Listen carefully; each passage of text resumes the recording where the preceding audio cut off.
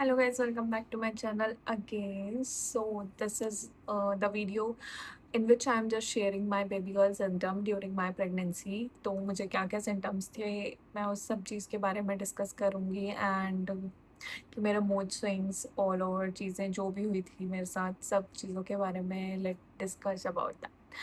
सो पहले मैं बताऊँगी कि मेरा मूड स्विंग्स मेन टॉपिक जो होता है. हाँ भाई, मेरे तो बहुत मूड स्विंग्स हुए थे, इतने हुए थे कि मैं बता भी नहीं सकती. मतलब कोई झेल ही सकता है बस ऐसे वाले. इतने मैं इतना कंट्रोल करके चल रही थी ना, मतलब वो तो कंट्रोल भी नहीं हो रहे थे मेरे से, सही बताऊँ तो. वो तो वो वाली बात है कि मेरे इन-लॉज़ बहुत अच्छे हैं, सच में बेस्ट हैं, तो उन्होंने मेरे को झेल लिया और कोई और होता ना, इतना सच में इतना इन-लॉज़ ने झेला, इतना पति ने भी नहीं झेला मेरे ड्यूरिंग माय प्रेगनेंसी. पर हाँ, नहीं झेला तो है. मेरी सारी भी जब सारी चीज़ें पूरी करी, मेरा खाना खाने का पूरे 9 मंथ मेरी सासू माँ ने मुझसे कोई काम भी नहीं करवाया. लाइक मैंने कोई काम नहीं करा था गाइस. सब बोलते हैं कि काम करना चाहिए, ये करना चाहिए.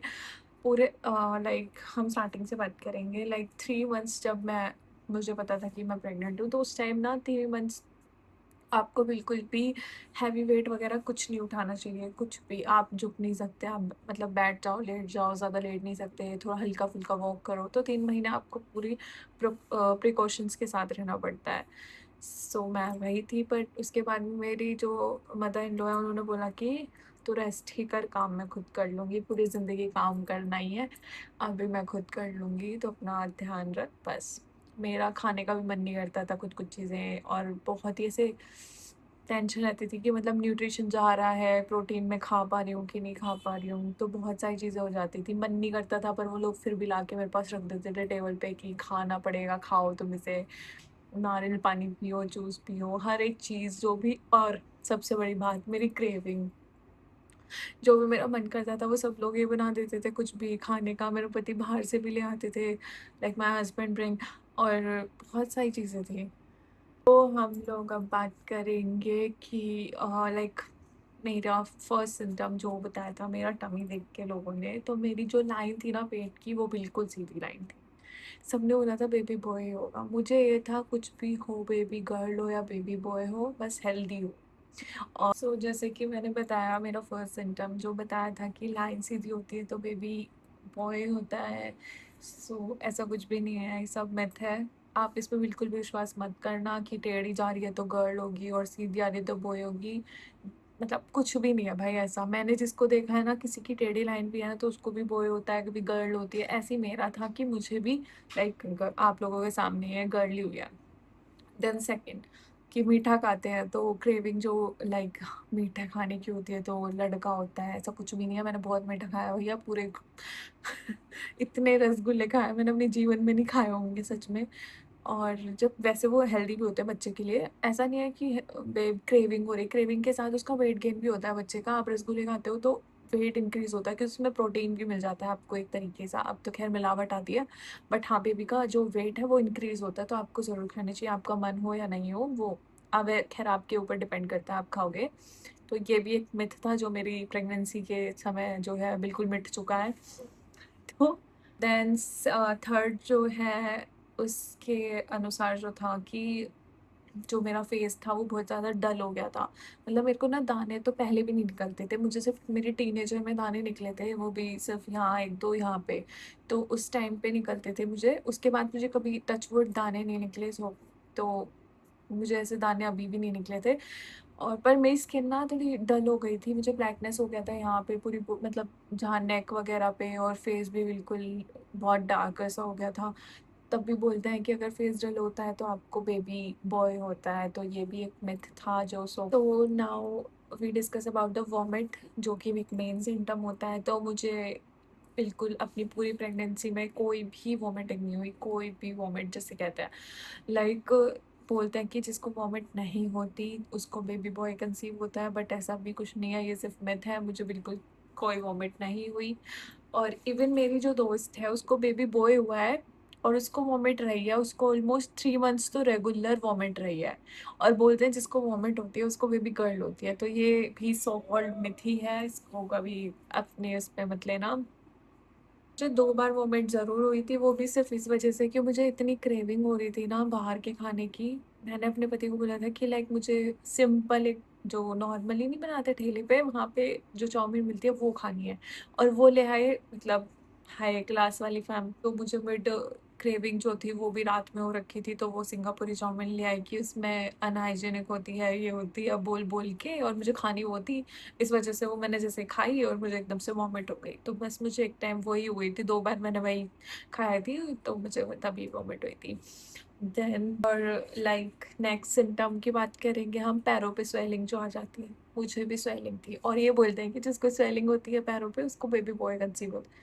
कुछ नहीं है भाई, मुझे सारे सिम्पटम बेबी बॉय वाले थे और मुझे बेबी गर्ल हुई है, एंड आई एम ब्लेस्ड कि उसने मुझे माँ बनाया, and I am very grateful to the God कि हाँ, मेरी एक बेटी है। क्योंकि सो गाइज़, ये थे बेबी गर्ल के कुछ सिम्पटम्स जो मैंने यहाँ पे डिस्कस करे हैं। ये मेन सिम्पटम्स थे जो मुझे हुए थे। सो ये सब कुछ एक मिथ है, इस पे बिल्कुल भी विश्वास मत करना, ऐसा कुछ भी नहीं है। आपको जो हो, just thankful to the God and blessed to have the child. बहुत ज़रूरी है, क्योंकि जब भी मैं डॉक्टर के पास जाती थी तो हमेशा मुझे एक केस मिलता था कि लाइक किसी को 7 इयर्स से बेबी नहीं हो रहा, किसी को 15 इयर्स से नहीं हो रहा, कोई आईवीएफ करवा रहा है। तो टेक्निक्स बहुत आ गई हैं, पर यू आर ब्लेस्ड कि आपको नेचुरली कंसीव हो रहा है। तो thank you to the God कि मैं भी ब्लेस्ड हूँ कि मुझे बेबी गर्ल मिली। एंड वो नेक्स्ट पॉइंट इज़ कि आपकी क्रेविंग एंड आपको क्या खाना चाहिए ड्यूरिंग प्रेगनेंसी कि आपका बेबी जो है बहुत ज़्यादा हेल्दी हो, उसका वेट गेन हो अच्छे से। तो सबसे मेन चीज़ पानी की होती है, वाटर। वाटर इनटेक इतना ज़रूरी है ड्यूरिंग प्रेगनेंसी, आपको पीना पड़ेगा भाई। 3 लीटर्स इज़ लाइक पीना ही पीना है, कुछ भी करके। आप अपनी अलग से एक बॉटल ले लो, उसको 3 बार पियो कर के। आप कुछ भी करो, आपको 3 लीटर पानी रोज़ पीना है डेली। मैं भी इतना उससे पीती थी ना, मुझे इतना होता था कि नहीं, मन नहीं है ये नहीं। बट मैंने एक अलग से अपना सिपर ले लिया था, मेरे पति ने मुझे सिपर दिला दिया कि आपको ये 3 बॉटल जो है डेली रोज़ कंप्लीट करनी है, और मैं करती भी थी। क्योंकि जब मैं बॉटल अलग से ली ना, वैसे मैं नहीं पी पाती थी।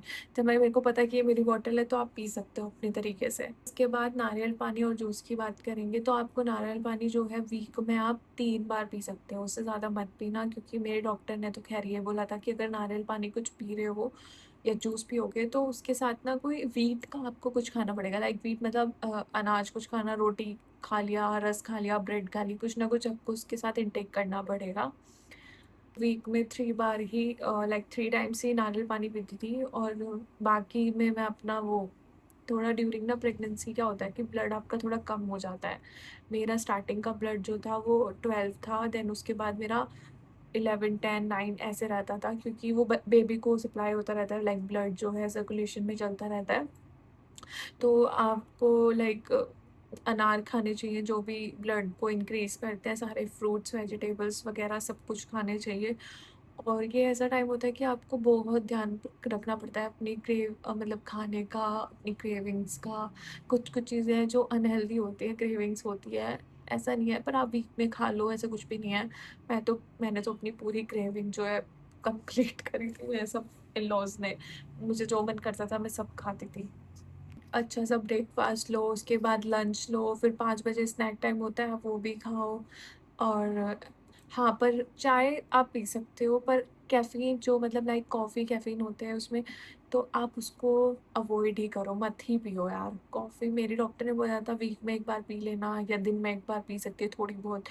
पर मैंने तो बिल्कुल नहीं पी थी, पूरे ड्यूरिंग द प्रेगनेंसी मैंने कोई कॉफ़ी वग़ैरह नहीं पी थी। ख़ैर मैं वैसे भी नहीं पीती, पर जैसे कोल्ड कॉफ़ी वग़ैरह मैं पी लेती थी, बट मैंने बिल्कुल मतलब कॉफ़ी तो मैंने छुई भी नहीं होगी पूरे अपने 9 मंथ्स। नारियल जो है वो कच्चा नारियल आता है, तो आपको वो खाना चाहिए, बच्चे की स्किन बहुत अच्छी होती है। मैंने लाइक वाटरमेलन, वो अगर आप पानी नहीं पी रहे ना, तो आप वाटरमेलन ज़रूर खाओ, क्योंकि वाटरमेलन मैंने बहुत खाया है, अपनी पूरी प्रेगनेंसी में खाया है, चाहे सीज़नल हो, नहीं हो, मुझे मतलब नहीं था, मैं ब्लिंकिट करती थी, मेरा पति ले आते थे कहीं से ना कहीं से।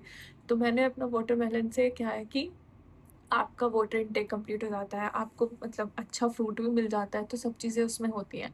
तो मैंने अपना पूरा, और सबसे दूध, भाई मैंने अपनी प्रेगनेंसी में बहुत कम दूध पिया है। पर हाँ, ये था कि मेरी जो मैं दूध नहीं पीती पहले से ही, तो मेरी जो मदर इन लॉ है, मेरी सासू माँ जो है मम्मी, उन्होंने क्या किया, मेरे को दही छाछ बहुत खिलाई। पूरी प्रेगनेंसी मैंने दही छाछ इतनी पी है, इतनी खाई है ना, दही तो मतलब रोज़ डेली सुबह शाम कि मैं दूध नहीं पी रही तो मैं कम से कम वो चीज़ खा रही हूँ। तो आप भी ऐसे ही करना। और मैं दूध ना, मेरा पति जब सर्दियाँ सी शुरू हो गई थी ना, नवंबर-दिसंबर जब बहुत ज़्यादा सर्दी, भाई वो खुद ही गरम करके ले आते थे और मैं साइड में रखते कि पी से। और उसमें ड्राई फ्रूट्स सब डाल-डाल के, मखाने डाल के मुझे इतना पिलाया इन लोगों ने, फिर भी मैं नहीं पी पाती थी, फिर भी मुझे पीना पड़ता था क्योंकि बच्चे की डिपेंड करता था। वो भी मुझे इमोशनल कर देते थे कि बच्चे को इंटेक नहीं मिलेगा, ये नहीं मिलेगा, तो ये सब था। कि तो आप लोग ना लाइक केसर आता है तो उसे डाल के अपने दूध में पी सकते हो, मैंने भी पिया था। और मैंने तो ये भी किया है कि उसकी एक पत्ती होती थी तो पूरे दिन में मैं उसको ले लेती थी, उससे अच्छा होता है। मतलब बोलते हैं ऐसा। तो मम्मी तो मुझे देती थी। लाइक आपने 5 बजे स्नैक्स खाए, डिनर में आप अच्छे से करो, मतलब आपको खाना तो है ही भाई अपने वेट। मतलब मेरी बेबी का जो वेट था वो 3 केजी लाइक 600 ग्राम्स था, बहुत ज़्यादा। इस टाइम पे सिज़ेरियन हो जाता है बट मेरी नॉर्मल डिलीवरी थी क्योंकि मेरे इन-लॉज़ ने मुझे बहुत सपोर्ट किया था और मैंने खुद में भी इतने पेशेंस रखे थे अंदर ही अंदर कि हाँ, अब हो जाएगा, अब हो जाएगा। उसकी स्टोरी मैं बाद में बताऊँगी, अपनी बर्थ टाइम की स्टोरी। अभी हम लोग इसमें सिर्फ़ यही डिस्कस करेंगे, आप अच्छे से इंटेक करो हर चीज़ का, फ्रूट्स खाओ। और एक फ्रूट है जो लाइक ऑरेंज, एक और मैं बता रही थी, फ्रूट्स बहुत अच्छे से खाओ, वेजिटेबल बहुत अच्छे से खाओ, आप पूरा इंटेक करो, 3 टाइम्स का आप तीनों टाइम का पूरे अच्छे से अपना खाना खाओ, लंच, डिनर, ब्रेकफ़ास्ट सब कुछ प्रॉपर तरीके से लो। एंड आप जूस का ऐसे कर सकते हो कि आपने एक दिन नारियल पानी पिया and then secondly next day आपने कुछ और जूस पी लिया, मौसम्बी का पी लिया या फिर लाइक अनार का जूस पी लिया, कुछ भी पी लिया। तो मिक्स फ्रूट जूस भी पी सकते हो आप, ऐसा नहीं है। तो एक दिन आपका नारियल पानी हो जाएगा, एक दिन आपने कुछ और जूस पी लिया। तो इससे आपका क्या होगा, बैलेंस रहेगा और आप दोनों जूस पी सकते हो। देन दाल खाना बहुत ज़रूरी है, उससे आपको प्रोटीन। और कुछ ऐसा होता है कि कुछ लोग ना, जैसे मैंने नहीं खाया था लाइक सोयाबीन एंड पनीर, जिससे कि बहुत अच्छा प्रोटीन मिल सकता है। तो जो लोग खा सकते हैं वो खा लो, अच्छा होता है ये बेबी के लिए, वेट इंक्रीज़ करता है। तो आपको अपने बेबी का ध्यान रखना है कि उसका वेट इंक्रीज़ हो रहा है कि नहीं हो रहा, तो बहुत ज़रूरी है, ठीक है?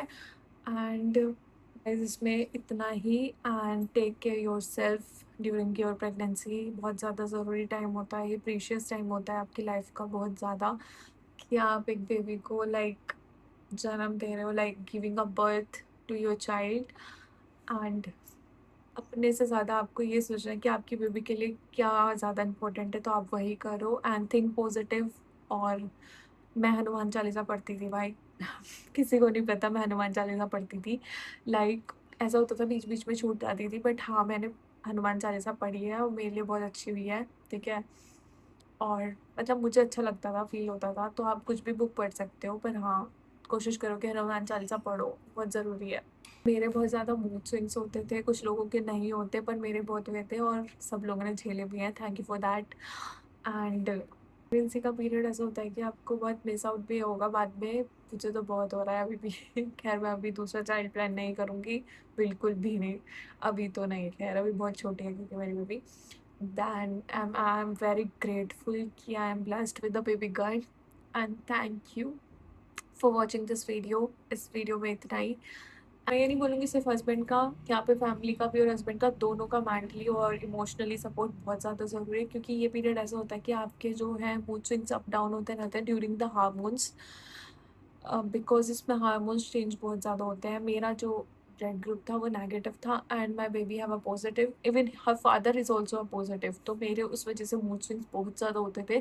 क्लैश नहीं हो जाते वैसे, बट मेरे हस्बैंड एंड मेरे इन-लॉज़ ने बहुत सपोर्ट किया मुझे इस चीज़ में। And thank you. This is the last point which I am talking about, कि हस्बैंड सपोर्ट, जो कि सबसे ज़्यादा मेन इम्पोर्टेंट होता है। सो मेरे हस्बैंड ने तो खैर बहुत सपोर्ट किया था ड्यूरिंग द प्रेगनेंसी, पर हाँ, बहुत ज़रूरी है ये कि आपके बच्चे को वो जन्म दे रही है तो एक हस्बैंड का सपोर्ट मेंटली, फिजिकली, इमोशनली, उसकी हर एक चीज़ को देखना एक हस्बैंड का कर्तव्य है भाई, उसको देखना पड़ेगा, उसके बच्चे को वो डिलीवर करने वाली है एक टाइम पे। तो बहुत ज़रूरी है एक हस्बैंड का सपोर्ट, तो मैं इतना ही बोलूँगी इस वीडियो में। And thank you for watching me this video. अब नेक्स्ट वाले में मैं अपनी बर्थ की जर्नी जो है वो शेयर करूँगी कि मैं कैसे-कैसे मैंने अपनी बेबी को लाइक बर्थ दिया, क्या सर्कमस्टांसेस हुए और क्या चीज़ें हुई थी मेरे साथ। So bye, take care yourself, enjoy.